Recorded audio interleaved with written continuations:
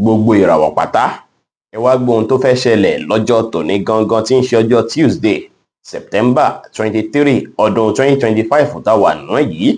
Mo kí Ọlọ́run ọba, mo ṣèbà Olódùmarè, ìbà akọ́dá ayé, ìbà aṣẹ̀dá ọ̀run, mo ṣèbà Ọ̀rúnmìlà atórí ẹni tí ò sunwọ̀n ṣe, ẹlẹ́rìí ìpín tòun tàyànmọ́. Mo júbà ọkùnrin, mo júbà obìnrin, mo kí gbogbo ojú tó ń wò mí níbikíbi tí ẹ ti ń gbọ́ mi káàkiri àgbáńlá ayé. Ẹ̀yin tẹ́ ń wò mí pátá, ẹ bá ń share fídíò yìí kó kárí ilé kó kárí oko, kó lè jẹ́ òwúrọ̀ àti àǹfààní fọ́pọ̀ ènìyàn. Kí ẹ sì má gbàgbé láti follow, kí ẹ sì subscribe, kí ẹ lè pẹ̀lú àwọn tá máa jàǹfààní onírúurú fídíò tá à ń fi léde lójoojúmọ́ fún ìdàgbàsókè ìjọmọ ènìyàn. Ẹ̀yin oníràwọ̀ iná tó kan ara yan Aries tàbí láàrin March 21 sí April 20, ọjọ́ tòní ó ṣeé ṣe kí ẹ rí àǹfààní láti rí ẹ̀kọ́ kọ́ tó sì máa jẹ́ àǹfààní tó pọ̀ fún yín lọ́jọ́ iwájú. Tí irú àǹfààní bẹ́ẹ̀ bá wáyé lọ́jọ́ tòní, kẹ́ rí dájú pé ẹ grab ẹ̀. Opportunity èyíkéyìí tó bá wáyé tó bá jọmọ́ tí ń pé à ń wá ìmọ̀ àbí à ní ìmọ̀, kí ẹ grab rẹ̀ dáadáa. Gbogbo nǹkan tẹ́ bá kọ́ lọ́jọ́ tòní á bí dáadáa fún yín lọ́jọ́ iwájú. Ẹ tẹpá mọ́ṣẹ́ dáadáa lọ́jọ́ tòní, kẹ́ rí dájú pé ẹ ṣe dáadáa sáwọn ènìyàn.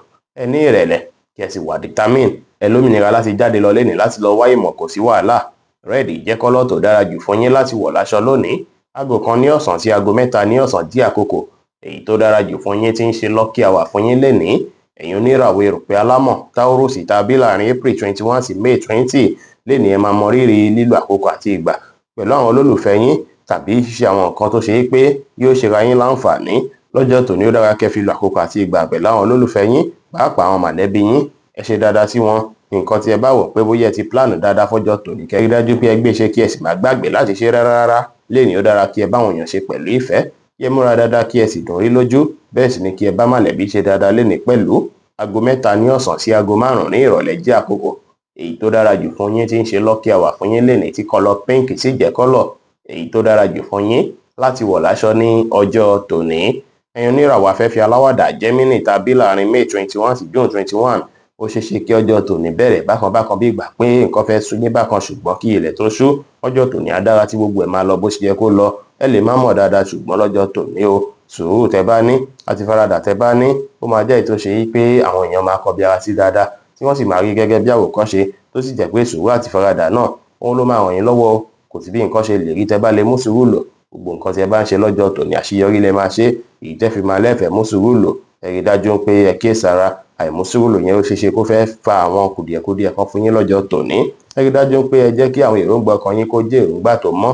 Ẹ wà very positive minded, kẹ́ sì rí dájú pé àwọn ìgbésẹ̀ tẹ́ ń gbé náà ìgbésẹ̀ tó wà positive ni. Kẹ́ tẹpá mọ́ṣẹ́ lénìí, kí ẹ ní ìrẹ̀lẹ̀, kí ẹ rí dájú pé ẹ ṣe nǹkan yín létò ètò, kí ẹ sì fọgbọ́n àti òye tọ́lọ́run fún yín ṣe ohunkóhun pẹ̀lú. Deep blue jẹ́ kọ́lọ̀ tó dára jù fún yín láti wọ̀ láṣọ lónìí. Aago 11 láàárọ̀ sí aago 1 kọjá 30 ìṣẹ́jú ní ọ̀sán jí àkókò èyí tó dára jù fún yín tí ń ṣe lucky hour fún yín lénìí.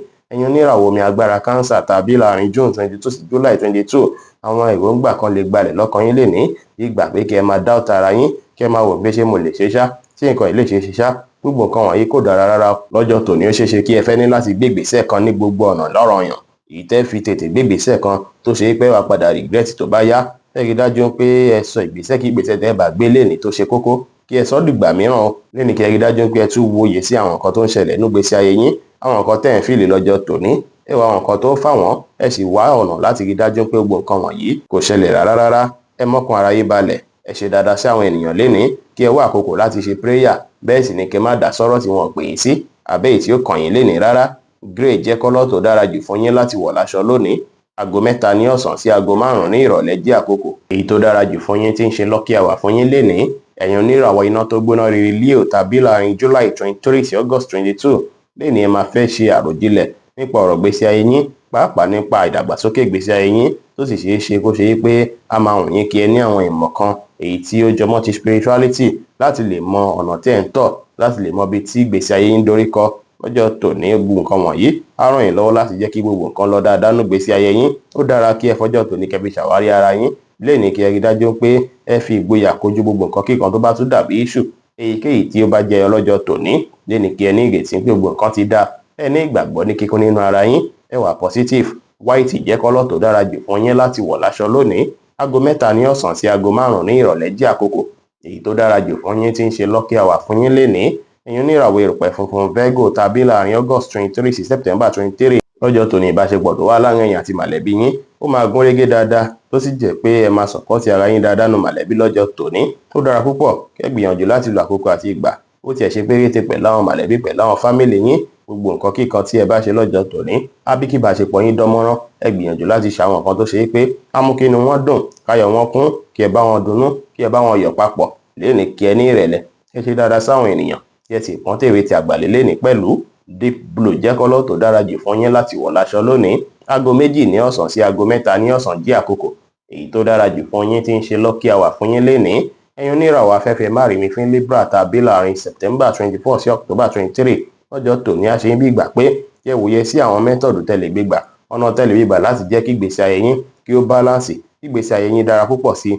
Ó dára kí ẹ lọ́kùnkùn àti ìgbà lẹ́yìn nìkan láti ronú jinlẹ̀ nípa àwọn nǹkan tó ṣe kókó fún yín láti gbéṣe, àwọn ìgbésẹ̀ tó ṣe kókó fún yín láti gbéṣe kí nǹkan yín lè wá sí ìmúṣẹ, káyé yín lè báláǹsì. Lénìí ó dára kẹ́ gbégbèsẹ̀, kẹ́ wá gbégbèsẹ̀, kẹ́ gbájúmọ́ nǹkan ẹyọ kan náà ṣáájú kí ẹ tó kán lò nǹkan míì. Ẹ lè pílánù gbogbo nǹkan tẹ́ fẹ́ pílánù ṣùgbọ́n ẹ bẹ̀rẹ̀ sí gbégbèsẹ̀ náà lẹ́sẹẹsẹ. Ẹ má kọrin méjì bọ́ná lẹ́ẹ̀kan ṣoṣo kò dára. Ẹ múra dáadáa lénìí kí ẹ dùn rí lójú. Ẹ ṣe dáadáa sáwọn ènìyàn kí ẹ sì ní ìrẹ̀lẹ̀ pẹ̀lú. Aago 10:30 láàárọ̀ sí aago 12 ní ọ̀sán jẹ́ àkókò èyí tó dára jù fún yín tí ń ṣe lucky hour fún yín lénìí tí kọ́lọ̀ light brown sì jẹ́ kọ́lọ̀ èyí tó dára jù fún yín láti wọ̀ láṣọ ní ọjọ́ tòní. Ẹ̀yin oníràwọ̀ omi tútù Scorpio tàbí láàrin October 24 sí November 22 ó ṣeéṣe kí ẹ jí kára yín yá gágá púpọ̀ kọ́kàn yín sì balẹ̀ pẹ̀lú bí ìgbésí ayé yín ṣe ń lọ lákòókò yìí. Akitiyan tẹ́ ti ń ṣe látijọ́ mẹ́ta lórí ọ̀rọ̀ ìgbésí ayé yín òun ló ti ń bí rere yìí o. Ọjọ́ tòní ọjọ́ tó dára ló jẹ́ fún yín o. Ọjọ́ tó dára mìíràn lọ́jọ́ tòní jẹ́ fún yín. Ara yíyá gágá yín á jẹ́ ìtàràn yín lọ́wọ́ ní àyè iṣẹ́ pẹ̀lú ní àyè ilé pẹ̀lú. Ó dára púpọ̀ kẹ́ enjoy ara yín ṣùgbọ́n kẹ́ má gbàgbé láti gbájúmọ́ àwọn nǹkan tó ṣe kókó fún ìdàgbàsókè ìgbésí ayé yín lénìí. Ẹ ṣe dáadáa sáwọn ènìyàn, ẹ wá ìdùnnú ní gbogbo ọ̀nà fúnra yín kí ẹ sì wà determine. Aago 1:15 ní ọ̀sán sí aago 2:30 ní ọ̀sán jẹ́ àkókò èyí tó dára jù fún yín tí ń ṣe lucky hour fún yín lénìí tí kọ́lọ̀ green sì jẹ́ kọ́lọ̀ èyí tó dára jù fún yín láti wọ̀ láṣọ ní ọjọ́ tòní. Ẹ̀yin oníràwọ̀ inú àtùpà Sagittarius tàbí láàrin November 23 sí December 22 a ṣe ń bí ìgbà pé kẹ́ gbégbèsẹ̀ tuntun púpọ̀ lọ́jọ́ tòní. Lọ́jọ́ tòní ẹ lè ṣe bẹ́ẹ̀ kò sí wàhálà. Agbára káká máa wà fún yín lénìí o. Ó ti wà lọ́kàn yín láti gbégbèsẹ̀ tuntun látijọ́ mẹ́ta. Yẹ ronú sọ́nà tẹ́lẹ̀ gbégbà láti gbégbèsẹ̀ náà tí ò ní sí wàhálà. Ó dára kẹ́ tún gbájúmọ́ṣẹ́ lénìí kí ẹ lè rore gbámú. Lénìí kò dára kẹ́ rìnrìn òru. Ẹ ṣe dáadáa sáwọn ènìyàn. Àwọn plan yín ẹ pamọ́ láṣìírí kí ó lè rí bí ẹ ṣe ń fẹ́. White jẹ́ kọ́lọ̀ tó dára jù fún yín láti wọ̀ láṣọ lónìí. Aago 4 ní ọ̀sán sí aago 5 ní ìrọ̀lẹ́ jẹ́ àkókò èyí tó dára jù fún yín tí ń ṣe lucky hour fún yín lénìí. Ẹ̀yin oníràwọ̀ èròpè léròkò Capricorn tàbí láàrin December 23 sí January 19 lọ́jọ́ tòní ẹ máa dára yín lójú púpọ̀ tó sì jẹ́ para yín máa yá gágá rẹpẹtẹ. Ó sì ṣeéṣe lọ́jọ́ tòní kí ẹ bẹ̀rẹ̀ sí wòye sí ń gbébi tẹ́ ń lọ sí ìjìnà rẹpẹtẹ. Fún ìdí èyí ẹ ní fẹ́ rìlẹ́ǹtì, ẹ máa fẹ́ tiraka láti rí dájú pé ìdàgbàsókè ń wáyé nígbésí ayé yín. Ẹ túbọ̀ máa tiraka o látàrí pé ìgbésẹ̀ àti là díẹ̀ báyìí lèèyàn ń gòkè, díẹ̀ náà lẹ́ padà gòkè. Ẹ má wulẹ̀ rọ́ọ̀ṣì rárá. Ẹ ṣòtítọ́, ẹ ṣòdodo láwùjọ àwọn ènìyàn. Ẹ wà smart, ẹ gbájúmọ́ àwọn nǹkan tó ṣe kókó fún yín láti ṣe lákòókò tó tọ́ àtàkókò tó yẹ. Ẹ tẹpá mọ́ṣẹ́ lénìí kẹ́ sì ṣe dáadáa sáwọn èèyàn pẹ̀lú. Aago 5 ní ìrọ̀lẹ́ sí aago 6 ní ìrọ̀lẹ́ jẹ́ àkókò èyí tó dára jù fún yín tí ń ṣe lucky hour fún yín lénìí tí kọ́lọ̀ brown sì jẹ́ kọ́lọ̀ èyí tó dára jù fún yín láti wọ̀ láṣọ ní ọjọ́ tòní. Ẹ̀yin oníràwọ̀ afẹ́fẹ́ oníbínú Aquarius tàbí láàrin January 20 sí February 19 ó ṣeéṣe kó dàbí ìgbà pé àìbalẹ̀ ọkàn fẹ́ wáyé fún yín láláì tí ẹ mọ̀dí tó fà á. Bí kẹ́kọ̀ọ́ tí ẹ máa wà comfortable rárá lọ́jọ́ tòní ó ṣeéṣe kí ẹkọ̀ máa ronú tàbí kẹ́kọ̀ọ́ máa wà worried nípa àwọn nǹkan tó ṣe é pẹ̀yìn gan ò lè figure out ẹ̀. Ní pàtàkì bí ìgbà pé nǹkan kan ò tiẹ̀ tí ì ṣẹlẹ̀ rárá ẹ kàn fìlì bẹ́ẹ̀ ni.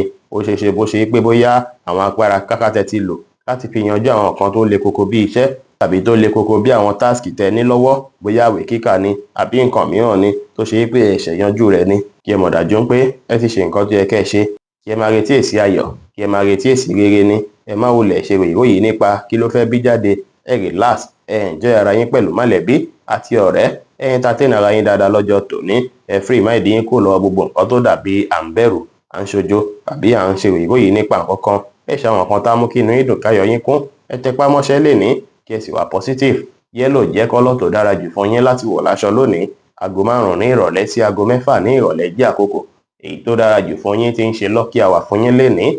Ẹ̀yin oníràwọ̀ omi tí kì í ro Pisces tàbí láàrin February 20 sí March 20 ọjọ́ tòní a ṣe ń bí ìgbà pé kẹ́ relax, kẹ́ meditate, kẹ́ wá àkókò lẹ́yìn nìkan pàápàá ní pàtàkì àyíká yín ẹ máa fẹ́ kó wà ní ìfọ̀kànbalẹ̀, ẹ máa fẹ́ kí gbogbo ẹ̀ dákẹ́ rọ́rọ́, ẹ ní fẹ́ wàhálà, ẹ ní fẹ́ ariwo rẹpẹtẹ lọ́jọ́ tòní.